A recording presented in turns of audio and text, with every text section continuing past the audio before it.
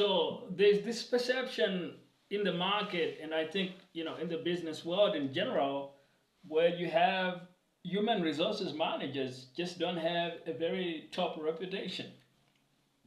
And so in this particular episode, which is actually the first episode in uh, a new additional podcast that I'm launching called $1 Billion Teams. So this is the $1 Billion Teams podcast. But what I'm gonna try and do in this podcast, and the goal, the purpose of it is just to show you and share with entrepreneurs out there, executives, managers, founders, CEOs, people that have started businesses and are looking to get to that next level, maybe where they can get to $1 billion revenue mark.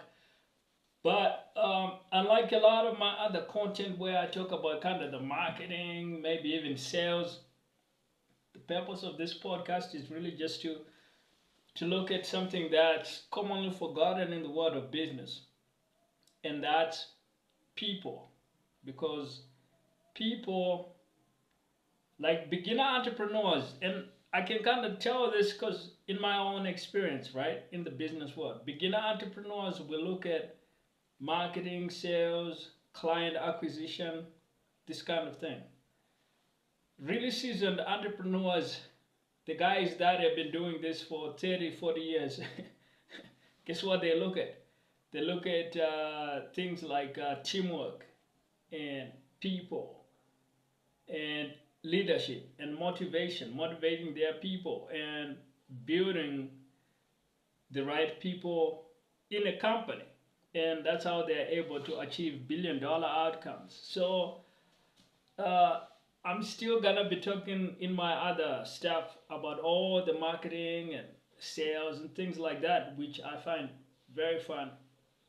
But the purpose of this podcast is to really explore and share with you guys what it really takes to put together a $1 billion team, a team that can really build a substantial business, scale whatever you're doing and take it to $1 billion level. But that's not gonna happen without that $1 billion team. So the thing is, human resources managers tend to get a really bad rap and have a bad reputation. I think they are seen as lacking in imagination.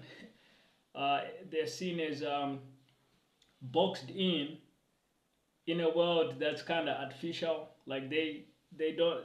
In a lot of cases, I was reading online recently where I think one of the guys was saying how in a lot of the business he'd worked in, he discovered that these human resources managers basically knew nothing about the business at all. Like they didn't know what goes on in the manufacturing space. They didn't know what goes on in the marketing department, what goes on in all these things around how their product is made, how it gets to the buyer, how it's even sold at the buyer, what happens operationally to keep the bit. Like they had no idea, and I think that's I think that's kind of probably not an atypical kind of experience.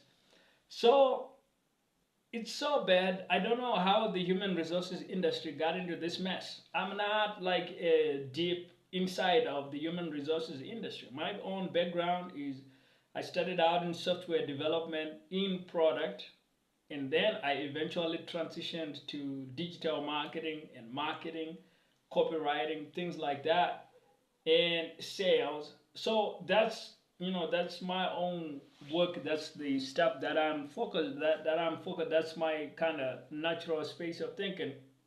So I have no idea how the human resources industry got itself into this mess, but get itself into a mess it did because it's gotten so bad where I think it would be fairly, accurate to say that a lot of human resources managers don't know that it would be easier to win a Super Bowl if you had Tom Brady on your team.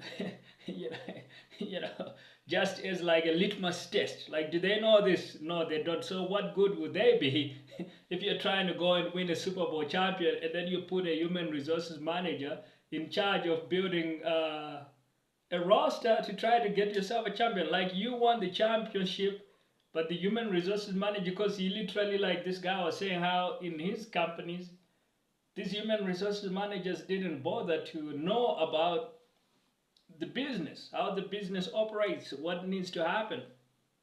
So you might want the Super Bowl, but your human resources manager, at least in the way they are recruiting people, they basically don't care. I don't know what they care about. I have no idea. Like I said, I'm new to the human resources industry. I haven't yet figured out the great secret of, so what do they care about if they don't win, if they don't care about winning the Super Bowl? I still haven't figured. It's still a great mystery to me. It might be to a lot of other people that have worked with human resource managers. Now, you might be a human resources manager, and this podcast is obviously gonna be hopefully relevant. But obviously, I'm targeting it more so at the business owners that want to actually build a $1 billion team.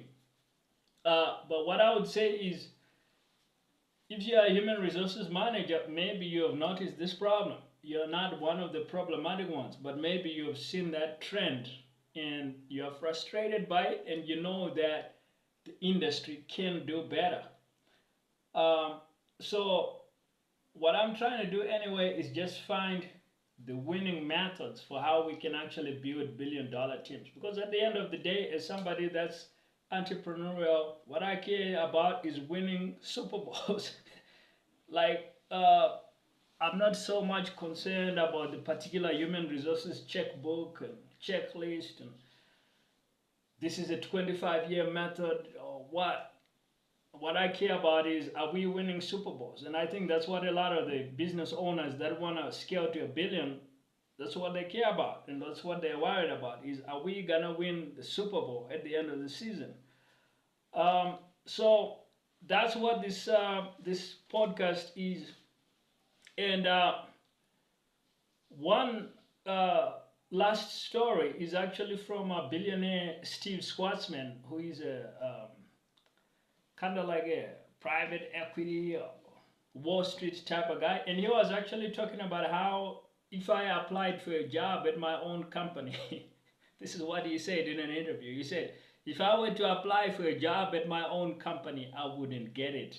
They wouldn't let me in, which is so funny. So he's built like a one of the largest fund management companies in the world, and he's basically telling you, if I actually were to be applying for a job at this company to which I've contributed enormous value and been such a tremendous employee and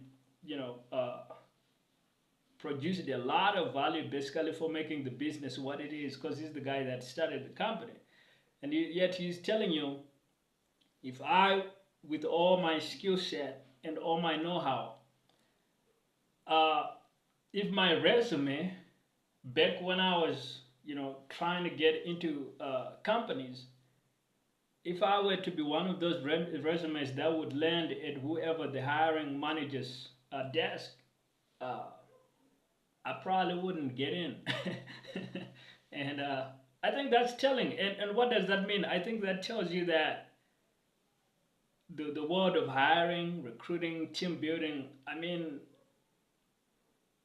first, if they can't recognize that winning a Super Bowl with Tom Brady would be a much easier task, and then they wouldn't hire, the company wouldn't even hire the guy that made the company what it is.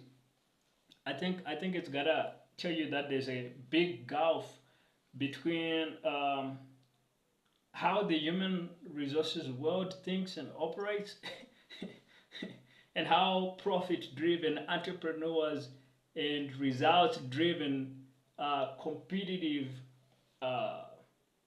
achievers think. And that there's a really huge gap there, and I think it's a real failing of the human resources world. So that's all I have for podcast, the first podcast. Tune in next time for for the next episode.